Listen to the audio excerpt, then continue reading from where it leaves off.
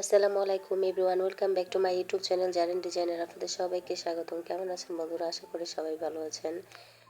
আমি আজকে আরও একটি সুন্দর ইউনিক ডিজাইনের সালোয়ারের মোহরি নিয়ে আপনাদের সাথে চলে আসলাম শেয়ার করার জন্য। তো দেখুন বন্ধুরা, আমি কিন্তু খুব সুন্দরভাবে এই সালোয়ারের মোহরির ডিজাইনটি তৈরি করেছি। ত্রিকোণা শেপের মাঝখানে কট ফিতা দিয়ে রাউন্ড শেপ করে ডিজাইনটি তৈরি করে নিয়েছি একদম সহজভাবে। তো ভিডিওটি স্কিপ না করে আশা করি সম্পূর্ণ ভিডিও দেখতে থাকবেন একটি লাইক দিয়ে। তো আমি এখানে অফ ক্যামেরায় কিছু কট ফিতা তৈরি করে নিয়েছি এবং 3 ইঞ্চি বাই 3 ইঞ্চিতে চারকোনা শেপে কিছু কাপড় কাটিং করে নিয়েছি ডিজাইনটি তৈরি করার জন্য। তো আমি এখানে কট ফিতাটা কাটিং করে নিয়েছি 3 ইঞ্চি পরিমাণ লম্বায়। তো আমি এখন চারকোনা শেপের কাপড়টি নিয়ে প্রথমে একটি কোনাকুনি ভাঁজ দিয়ে তারপর আরেকটি কোনাকুনি ভাঁজ দিয়ে তারপর দুই সাইডের কোনাগুলো ভাঁজ দিয়ে নেব। তার আগে আমি এখানে মাঝখানে একটি কট ফিতা বসিয়ে এর উপর সেলাই দিয়ে নেব দুই সাইড থেকে কাপড়টা ভাঁজ দিয়ে। তো আমার চ্যানেলে যারা নতুন তারা অবশ্যই সাবস্ক্রাইব করে পাশে থাকবেন এবং বেল বাটনটি অন করে রাখবেন যাতে আমি ভিডিও দেওয়ার সাথে সাথে আপনাদের কাছে নোটিফিকেশন চলে যায়। তো আমি যে একটি কট ফিতা আগে বসিয়ে নিয়েছিলাম মাঝখান বরাবর, এটিকে আমি ধরে বাঁকা করে এনে এই কাপড়টার মাঝখানে বসিয়ে তার সাথে আরও একটি কট ফিতা যুক্ত করে সেলাই করে নেব। তো আমি এই কট ফিতার মাথাটি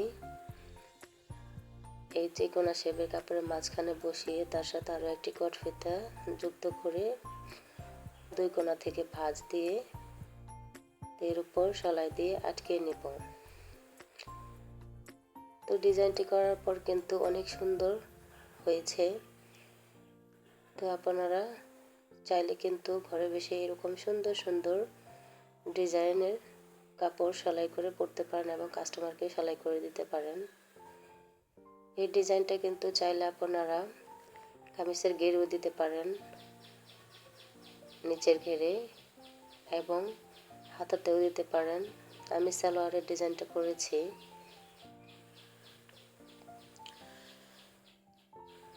তো একইভাবে কিন্তু আমি ত্রিকোণা শেপ দিয়ে কোনাকুনিভাবে ভাঁজ দিয়ে তারপর এর মাঝখানে কট ফিতা বসিয়ে একটি করে তারপর আমি উপরে সেলাই দিয়ে আটকে নিচ্ছি। বন্ধুরা, তোমরা আমার হাতের দিকে খেয়াল করলে বুঝতে পারবে আমি কিভাবে ডিজাইনটা তৈরি করছি। আগের যে কট ফিতাটি আমি বসিয়েছিলাম ওই কট ফিতাটি আমি ধরে বাঁকা করে পরে ত্রিকোণা শেপের যে কাপড়টা নিয়েছি এর মাঝখানে বসিয়ে আরও একটি কট ফিতা যুক্ত করে কিন্তু আমি ডিজাইনটা তৈরি করে নিয়েছি। দেখো বন্ধুরা, আমার ডিজাইনটি করা শেষ। তো আমি এই পর্যায়ে সালোয়ারের মোহরিতে অ্যাটাচ করব। সোজা সাইড করে সালোয়ারের মোহরিটা কাপড়টা রেখে এবং ডিজাইনটা উল্টো করে বসিয়ে এর উপর আমি সেলাই দিয়ে নেব। খুব সুন্দরভাবে মিলিয়ে ধরে কিন্তু সেলাই দিয়ে কাপড়টা আটকে নিতে হবে। তো দেখো বন্ধুরা, আমি আটকানোর পর আমি সোজা করে নিচ্ছি। তো এই পর্যায়ে আমি সোজা সাইডের দিকে এনে এর উপর একটি চাপ সেলাই দিয়ে নেব।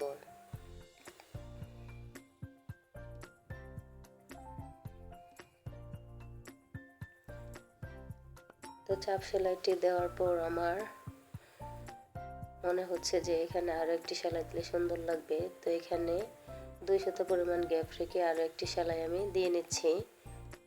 এতে করে দেখতে সুবিধা হবে এবং ডিজাইনটা ভালোভাবে আটকে থাকবে। দেখুন বন্ধুরা, আমার ডিজাইনটি সেলাই করা শেষ। তো আমি দুই সাইডটা মুড়িয়ে এবার সাইডটা সেলাই করে নিব বন্ধুরা।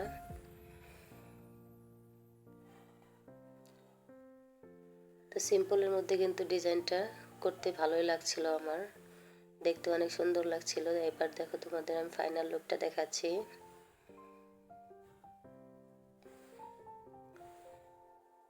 তো ফাইনাল লুকটা দেখো বন্ধুরা, কি সুন্দর হয়েছে সালোয়ারের মোহরিটা।